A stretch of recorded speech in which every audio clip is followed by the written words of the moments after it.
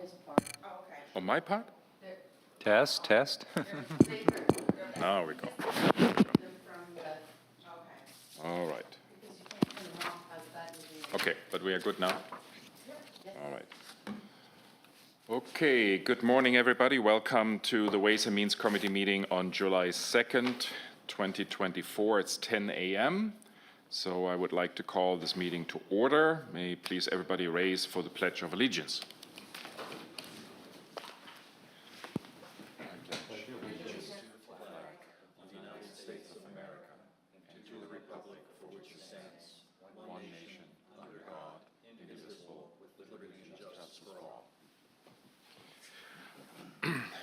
Thank you. Petra, if you please do your roll call. Chairman Honeyseller, Here. Mayor Bell, Here. Farrell, Here. Ms. Tillerson, Schubert. Here. Okay, very good. We have the first agenda item, the approval of the meeting minutes of the Ways and Means Committee of June 4th. Can I please have a motion to approve? Move the approval of the minutes. Second. Okay, any discussion?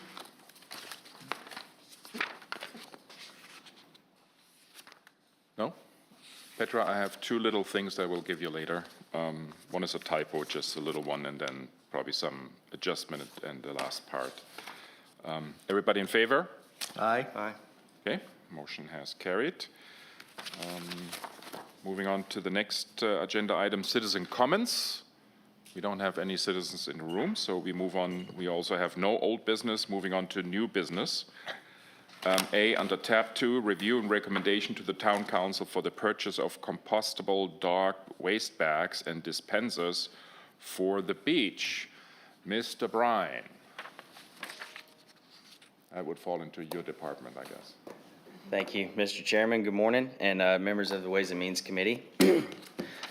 So I am here today to have a discussion about dog waste bags and dog waste stations on the beach. As you all know, historically, we have, as the town, provided dog waste bags and stations on the beach, and they're fashioned to the trash receptacles that are stationed at each end of the public walkovers. So this has been, again, an amenity that the town has provided to the residents and guests for many years now. And when we lost our trash can racks to the storm back in December, we obviously lost those dog waste bags and stations along with those racks. And so here we are today to discuss replacing those dog bags and stations, but to take it a slightly different direction to be consistent with some of the discussions in the Go Green Committee. What we are asking for today is to bring back the dog waste bags and stations in a compostable standard. Again, this is something that was brought up by one or two members of the Go Green Committee, just to try to help that effort and our mission statement. So with these new compostable stations and bags, there is a little bit of an increase in the price. So we're looking at 38 stations, and the dog bag stations themselves come out to $6,306. And the bags that we will use, we're going to order a bulk of them initially for a few reasons. One, so we have that inventory in-house, but also we do get a better deal when we order in bulk. And the 80 cases of the dog bags themselves are going to come out to $5,199. Again, this is an increase from what we've typically had in the past, but we feel that this is a good effort on behalf of the town and the Go Green Committee. So the town staff is asking the Ways and Means Committee to recommend to the town council the purchase of the 38 dog bag stations for $6,306, and the dog bags themselves and a bulk total for $5,199.20. And if this is approved, then it'll be funded 70% from the restricted funds and 30% from the general fund. And I'd be happy to have some discussion or answer any questions that you all might have. Okay. Can I have a motion, please, to approve? So moved. Second? Thank you. Any discussion, questions to Brian? I have several, nothing any big thing, but who's going to, so installation, who's going to install them? How long will it take, and how much is it going to cost to install them? These stations? They would be installed in-house between myself and Michael Nardelli. We would be placing the stations and filling the bags on each one of the stations, so the cost would be nothing. You know, it would be Your labor. part of our Fixed cost. responsibility. No extra cost. Yes, sir. And then, once we get them ordered, they'll be here in about 7 to 10 business days. And once they're here, then we can schedule a day. It wouldn't take more than a day for both of us to go out there and have them all installed on the 38 stations. Maybe 2 days to have them all installed and filled. If you guys can do it in a day, excellent work. It's certainly a goal. It'll be an effort. It'll be an all-day thing if we do it in one day, but certainly between 1 and 2 days. we I'm can get thinking that 3 or done. 4, but that's okay, fine. Second thing is, you're going to have a bunch of bags. Where are you going to store those bags after you've loaded all the stations? So we do keep the majority of the inventory in the garage out back, but we do hand off some of those bags to the beach patrol. So we typically, we have kind of an agreement with them. They'll keep a case or two in their truck to where they can fill them if they're able to. You know, if we get a phone call to say these are empty, then we can ask them to throw some bags in there, and they'll typically help us do that. But we'll keep the bulk of the inventory here. And you sort of anticipated one of my questions. So is that going to be a routine function of the beach patrol to check and fill those, or will you guys have to do that? It's typically a routine function of us to do it. Again, it's not in Beach Patrol's contract, but they are good neighbors and will help us in that effort. So they're not actively checking the dog bags, but if somebody stops them and says something, you know, hey, there's no dog bags at this station, then they'll fill in and go throw a couple of rolls in there until we can fill it up completely. But Michael and I typically check that. And we do get phone calls from people that say there's no dog bags here, and then we're able to respond. Okay. That's all I have. Thank you. Yes, sir. Sounds great. So Brian, how long do you think will these 80 boxes last? So it definitely fluctuates with how busy the beach is. So when we changed out the box to have more capacity on our last run, we were seeing some areas get hit more than others, but those can last up to 3-4 weeks before they're empty. The whole pallet. Oh, the whole pallet should really last us the whole year. In all honesty, we'll see a big push, you know, of filling them back up over the summertime, the rest of the summer, and even into the fall. But in the wintertime, it's That's not okay. that much. I mean, remember, they are compostable, so they have a time span for being okay. Right. So I don't know if you know what that time span is. I don't. I could certainly look at their shelf life to see what they look like, but we would not go more than a full calendar year from when we have them. Okay. Then when you install that at the 38 stations, does not include the 2 Ocean Course Drive access points, I would assume, right? Wherever there are trash can racks is where they will be installed. So we do have a trash can rack at the Ocean Course Clubhouse? access. Yes, sir. So Not the boardwalk in between, or do we have that back there as well? yeah, so there's Boardwalk 42, which is east of the beach club. So that has a trash can rack. So there will be dog bags there. Yes, sir. Okay, okay, that's fine. Any other questions? Brian, maybe you can just talk a little bit about the experience we had previously discussed with the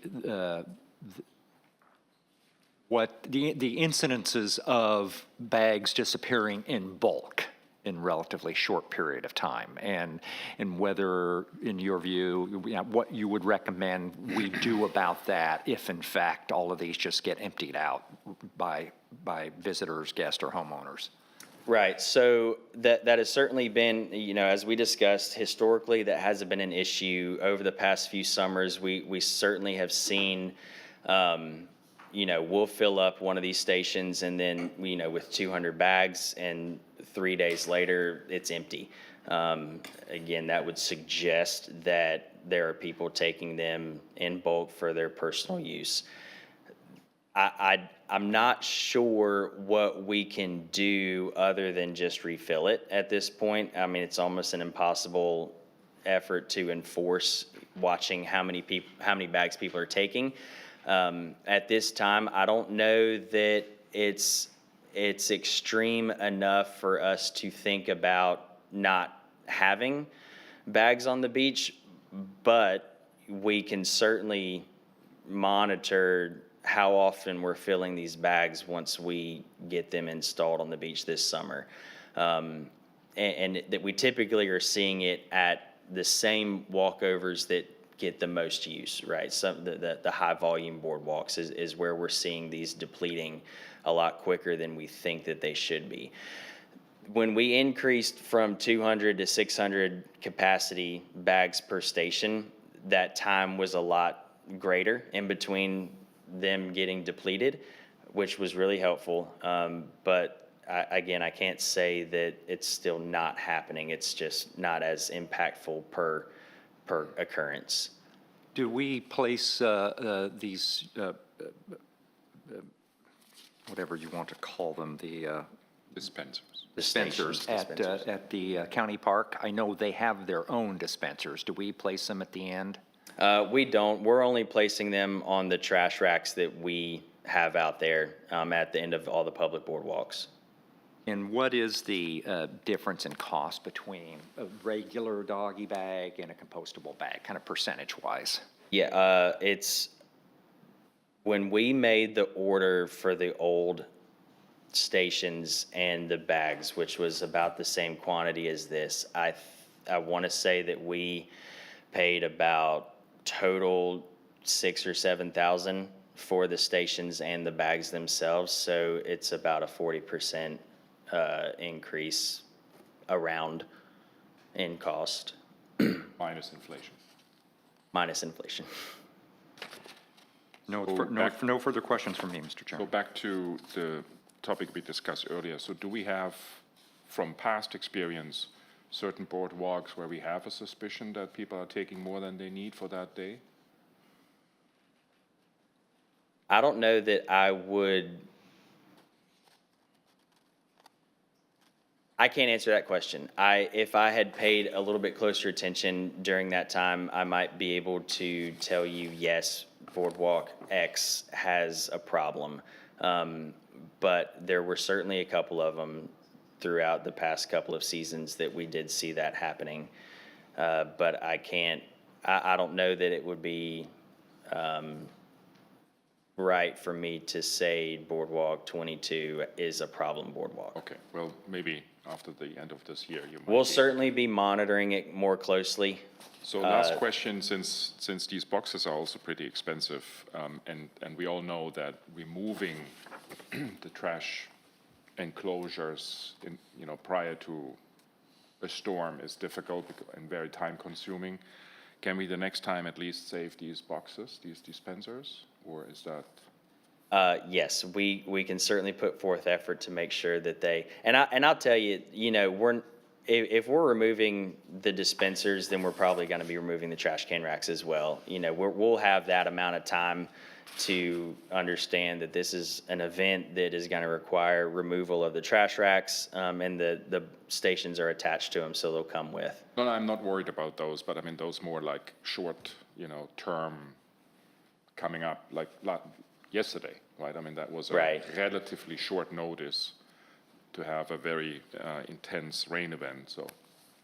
Yes, sir. We can certainly do whatever we can with the time that we're given to save any of these dog stations from the beach from getting destroyed. Okay, good. Any other questions? No? Everybody in favor? Aye. Aye. Aye. Okay, Thank you.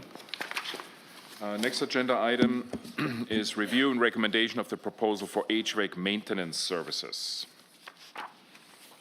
Michael.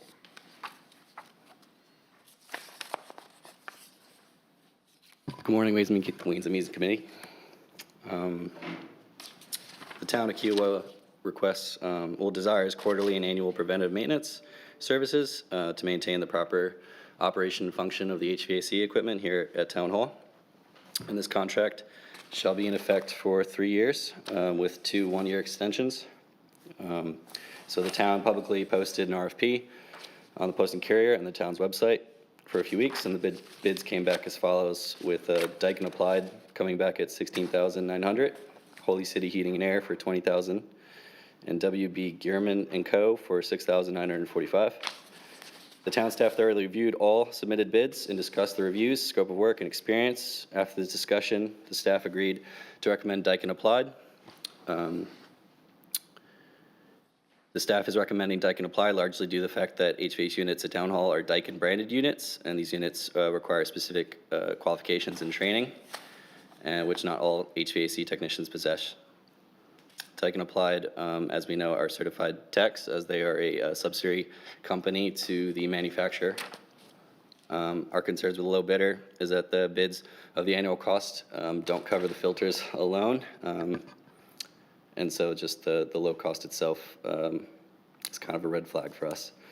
Town staff is requesting that the Ways and Means Committee recommends to the Town Council that Daikin Applied to authorize the perform preventive maintenance work for the municipal buildings HVAC equipment. And if approved, the contract will be funded through the general fund. I do have a request that we move the contract date to end of December or January, as it is the high season right now. So I think the 3 bids, we would get more bids in the future if we did that. Okay, can I please have a motion to approve? So moved? Second. Thank you. Any questions?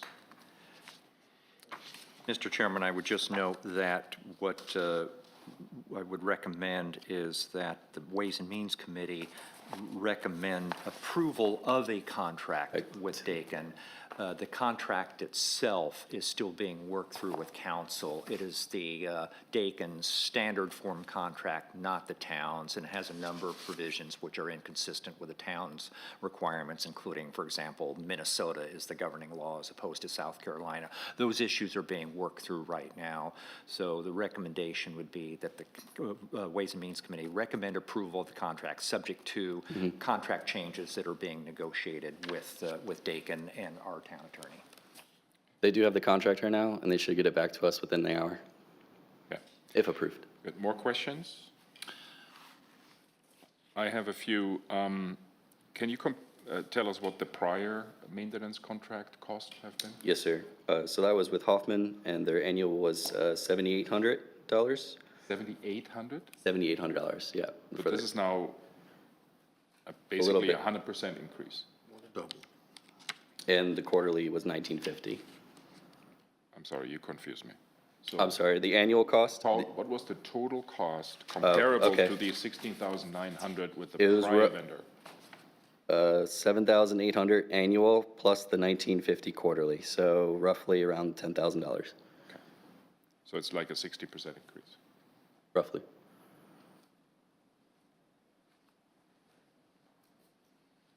And the prior vendor has not applied again? is No. it? Understood. So then somewhere in the documents that Daikin provided, they ticked off that they don't have a business license. Not currently, but they will. They will. They will have to. Then the two things that really concerned me a little bit, because they are often, I assume again, they are on top cost, are the filters and the refrigerant. Yeah. Is that correct? So we would pay on Yes. top of those 16,900. Yes, refrigerant. The filters and the refrigerants that they need to refill. No, the filters are included. The filters are included? Yes. Okay, But the refrigerant is extra. okay. Yeah. And we have fixed that price as well, because that can get very I believe costly. that's what the market rate for refrigerant, Determines the market rate. market.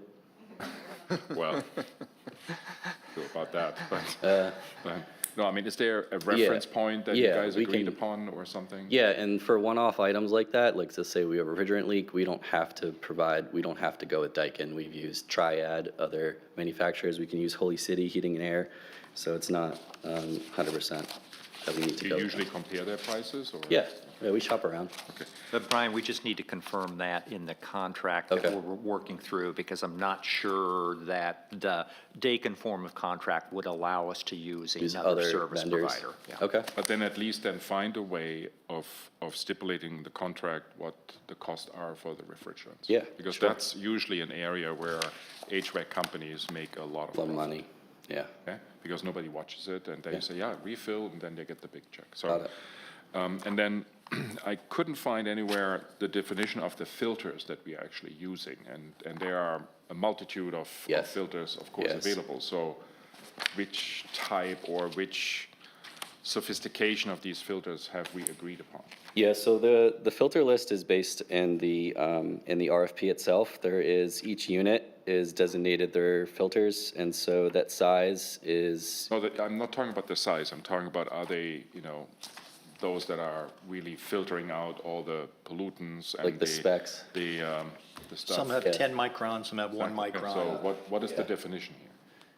Well, that's something we can. Cheapest, or is it, because Yeah, they can vary that's in something prices? we can iron out in the contract. We can set thresholds, if that's something you want to do. Yeah, I mean, if I may, I would just pick one. I Okay. mean, do your research and pick one and say, and specify this one. Okay.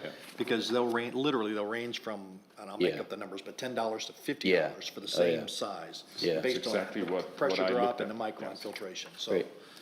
just Yeah, spec we out the can ones you want. Okay. So I'll say that they based it off of what we currently have, and we can determine, That's fine. to figure out exactly what that is. If we want to go, more filtration, then we'll let them know that, or if this is sufficient based off what they priced, then we can do that as well too. Yeah, I mean, you guys, work here all time, so you have to decide which air quality Yeah. you want, basically, right? And if it's just the basic one, then allergens, for example, are not filtered out, right? And pollens and stuff like that. So, I will say too, in the middle of during COVID, we had Bruce was he contracted with somebody to put in supplemental filtration into our system too. So we have supplemental filtration for particles that a regular filter might not filter out, but we can make sure that that's sufficient. any other questions? Yeah, do you know whether the system has ultraviolet in it for killing viruses? It does. That's what Bruce worked on installing. So we have that ultraviolet filtration. Yes, sir. Okay. All right, any more questions? Everybody in favor as amended? Aye. Aye. Aye. Okay. Thank you so much. Thank you, Michael. Moving on to the next and last item of new business, review and discussion of modifying section 4321, business license rate schedule.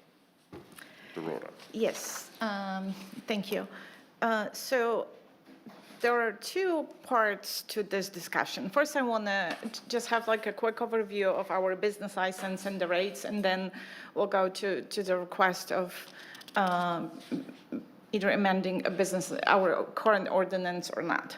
So I don't know if, is this on the screens now? Oh, okay, thank you. Just to give you like a little background, the business license is defined in our ordinance that every person engaged or intending to engage in a business on the island needs a license, and this is for a privilege of doing business on the island. Our business license revenue, it's a big part to our full revenue pool. It's about 25% of total revenues, and As you can see on this a few years historical chart, that is pretty consistent.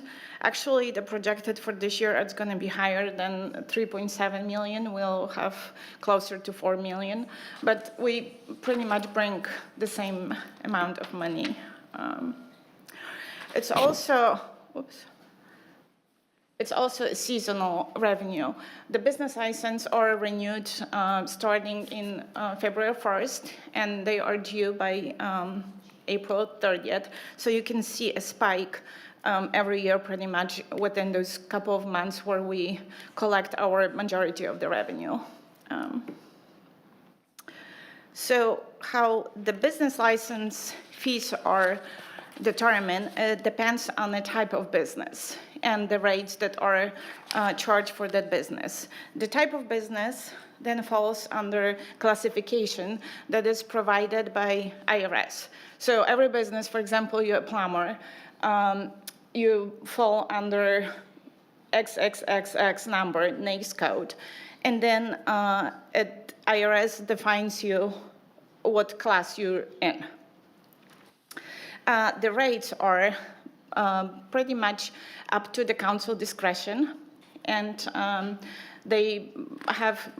rates have not changed for years now. And on this schedule, I compare a couple of municipalities or our neighbors that you can see where we fall under.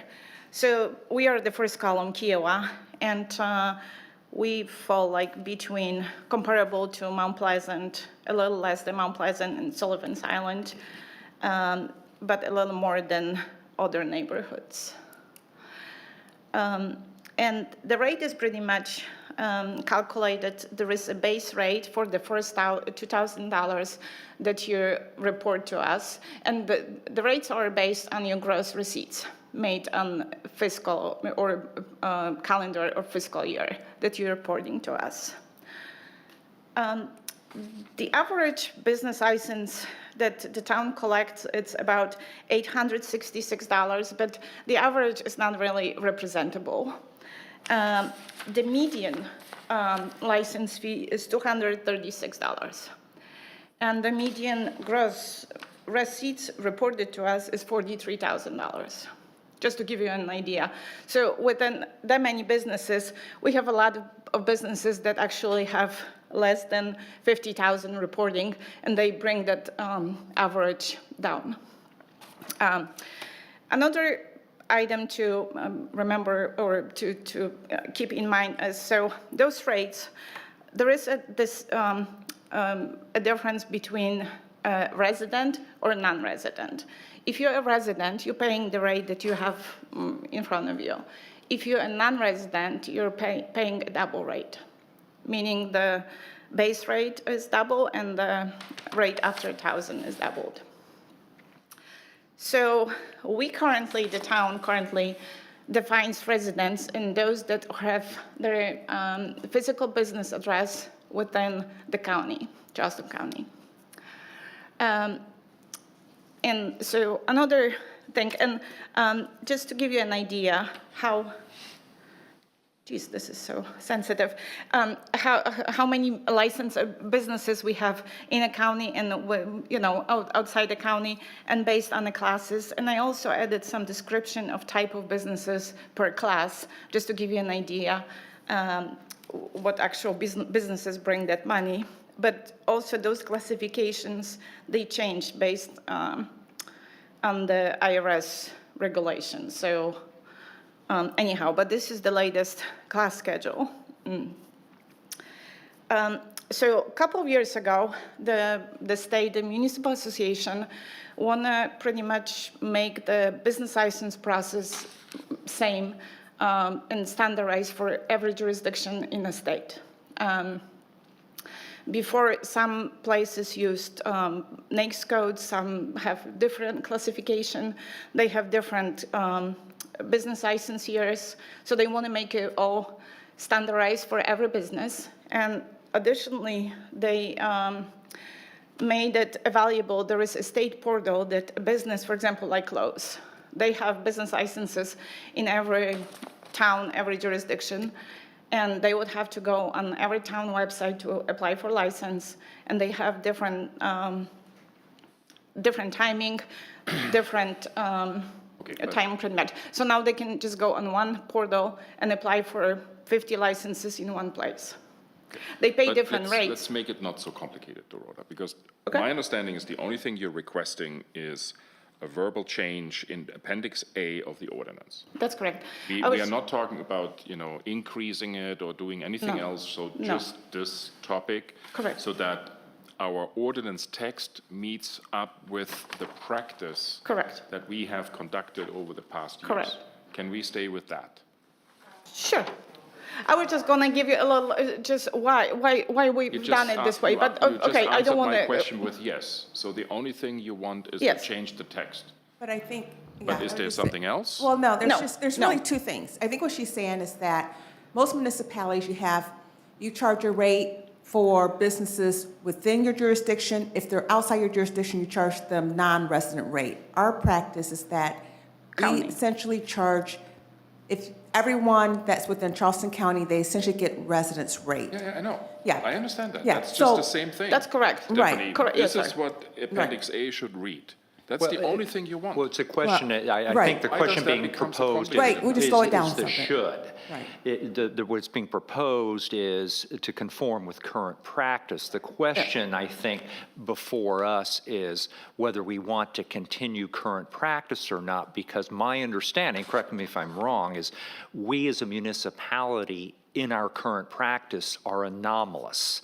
That is, the Correct. vast majority of municipalities do have a differential rate. They only charge the Resident rates. the resident rate for those actually In a physically municipality. located in the municipality. For Correct. example, Seabrook does that and everybody Right. else. I'm Correct. not suggesting necessarily that we change current practice, but I think that's part of the conversation is our current practice is different than that of almost every other municipality. That's correct. And I'm sorry, I went a little maybe off I just want to give you a broader understanding, but yes. So my recommendation or what I'm asking you to consider or give us directions, what we want to do. We currently, and on this schedule, you can see how we have the licenses in municipality rather outside municipality. So we currently, as define a resident as a business that is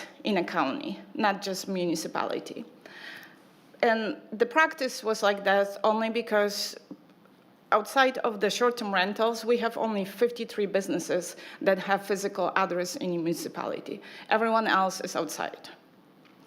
And it's been like this for years. So before Freshfield, there were maybe few. But that's the reason why we are not, except for Seabrook, not comparable with any of the other municipalities you're listing here, right? Because they have very likely Lower. a much larger number of businesses that do business in Beaufort or in Hilton Head or in Sullivan's Island that actually are within the jurisdiction of the municipality. Probably, Mountain Pleasant and probably Hilton Head, and yes, I don't know about Sullivan's Island or Isle of Palms or some others. I suspect most of their businesses are located elsewhere in the county or in Charleston City. I don't know the answer about Sullivan's Island because it's also a smaller island, so it could be comparable, but probably more than we do. So what's the, I'm trying to think through this, what's the logic for having in municipal versus out of municipal rates? Why the difference? And it seems like out of municipal would be higher, so why the It's difference? just resident, non-resident, it's just double rates. And it's how everyone else is charging. Like for Kiowa, we're so far removed, we probably want to incent people to drive all the way down here. But if we charge them double, I'm just trying to really understand what we should do and why people do what they do. Well, you've got two, yes, it's a legitimate point. You've got two levers you could pull. You could reduce, if you wanted, I'm not suggesting this is what we want to do, if we wanted to conform our policy regarding what constitutes a resident to virtually every other municipality, then we could, and didn't want to raise additional revenues, then we could cut the rate that we charge. But, or we can just, say, we're going to operate a little bit differently, continue with current practice. It's not going to change the overall amount of revenue collected at this point in time, and just that our policy in what constitutes a resident will be different than other municipalities. Not that there's anything wrong with that. Exactly. So I'm not exactly sure I really understand the conversation we are having. The matter of the fact for me is, A, we don't have a revenue problem at the moment. So there's, for me, no need to debate, any change to our practice. I mean, I fully understand that we have to bring, align Ordinance. the practice with our ordinance. There's no question about that, right? But I don't see a need to change the practice because we don't have a revenue problem. The problem we are having is actually getting vendors to the island, right? And we have a lot of, business types, right, where we are really short in vendors, right? HVAC, we just talked about HVAC as a perfect example, right? So why would we then discourage people, businesses, to come to Kiowa even more, by making any change to the common practice? So to me, and this would not only shorten the availability, but it would also increase the cost for our citizens. And I don't see a reason to support that. So the- That's my recommendation. There is no recommendation. That's not the recommendation. No, the recommendation, anyway, I mean, this conversation has departed from the recommendation anyway, because the only recommendation that I see is that we are changing the ordinance to match up with our practice. But I don't see any recommendation to change our practice. That is the recommendation. It was correct. And- simply as part of the discussion to acknowledge that our other option. practice is different than most other municipalities. And we may say, that's fine. And Yes. that's fine. Our name is different. I mean, Yeah, I mean, conceptually, I definitely think we ought to make what we do conform with what the ordinance says, yes, or and vice that's all- versa. and that's all what it And is. my questions were just about understanding And a I little bit wanna- more about the revenue model. And I can But I'm in answer. agreement with Alan. Michael, that I'm not sure I want to charge anymore for people who are non-residents, so definitely not. I think I'm ready to decide. I mean, the time might come. Yeah, right, absolutely. where we have to think about these things, right? When we see other revenue streams declining, and then we have to bring this back. But at the moment, I don't see. We Oh, and later this is- have two yes, sir. levers that we can exercise. We could revisit at future time the policy as what constitutes a resident, and/or we could change the rate. The rates. Yeah. Yes. Exactly. And I just I would wanna- leave that to the time when we need to do this, but I don't see the need for this right now. Yeah, I think we just. I don't think vote we and have. The only thing that we want to add, and again, we can keep this until maybe if we're ever challenged. We've got our legal counsel involved. There's been cases that support towns having rates, different rates for residents versus non-residents. It's been challenged. It's been determined that towns can do that. There's never been any cases or challenge what we're doing. We're just treating people differently versus county versus non-county. So we can go ahead and continue our practice. If ever Yes. someone challenges I- it, we our- can change our I think- ordinance at that Stephanie, our time. practice is advantageous to Well, business. No, no, I'm where- not sure if you're where- hearing what I'm Where there saying. could Yeah. be an issue, Yeah. which is if somebody were in Colleton County, Colleton County or Beaufort County or Dorchester County, and they're just simply saying, why am I being discriminated against relative, because I'm no more or less a resident than a Correct. business That's located in all we're Charleston. saying, and they're That's- just saying there hasn't been a case, but all I'm saying is that. And then if If that then, if for becomes some an reason issue. we come an issue, we can change our But then ordinance again, back. that's a theoretical discussion. If it happens, we'll handle it. Everything's all Yes. theoretical for the Yes. most part until you get But- challenged. So can I please, to shorten this, can I Absolutely, please but can I- have a motion Yes. to follow the recommendation of staff to change the Appendix A of the current ordinance as written here on the memorandum? So move. Second. Okay, any additional discussion necessary? Can I just add something to Mr. Farrell? So the answer to a question, why is the different rate for a resident and non-resident? So the thing is that the residents pay property taxes, and they pay personal property taxes where the offices are located, and the non-resident don't. And that's how the justification for, it's not for us, it's for everyone. So Okay. the business already paid their share of the taxes through a different way of taxes. Okay. I understand, I'm not sure I agree with that philosophy, but that's okay. I But that's- appreciate the education. That's what it goes. Might have a time where we can discuss. Call for the vote. Okay. Everybody in favor? Aye. Aye. Thank you. Motion moved. Thank you, Dorota. You can just stay there because I have no chairman's comments. Treasurer's report for the monthly budget. Yes, so I have 11 months budget report, and as of end of May, we have collected about 14.7 million, which is about 9% or 1.4 million higher than May last year. And the main factors are the pretty much interest revenue is much higher this year than it was last year. Some of the majority of revenues are going to be within the budget or a little over the budget, and this is building permits, business license revenue, interest income, and the miscellaneous income. Those, we know they're going to continue performing over the budget. Just to give you a little detail on the miscellaneous income, so we collected $161,000 from Charleston County Sheriff's Office for the book value of the equipment. When we ended the contract, we collected one time $33,000 from our former treasurer as a restitution payment. Normally, he makes monthly payments. And we got a 15,000 legal expenses reimbursement from our insurance company. Dorota, one question, is it 25,000 in here, or is that going to be So reported next time? this year we had 15,000 because we didn't pay anything extra. This is for No, this year. has the 25,000 been incorporated into this budget from Berkeley Electric for the EV station, or is that going to be reported Not next yet, that's in month? June. Okay. Yeah, we just received that check. But that's going to be in June. The expenditures are pretty much within the budget.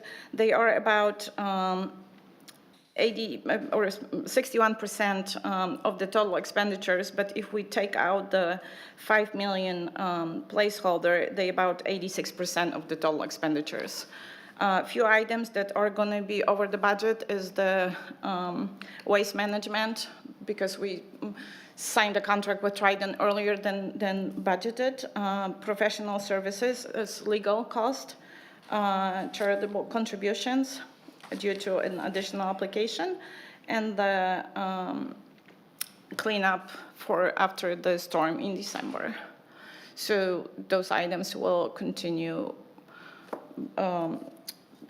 showing negative variance. The rest should be within the amended budget. Okay.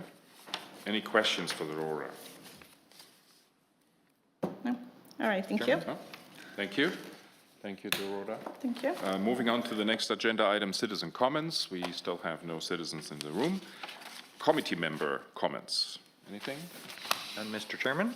Nothing for me, sir. Okay, can I have a motion to adjourn? Moved. Second? You? See you at 10 o'clock, no, at 11:30.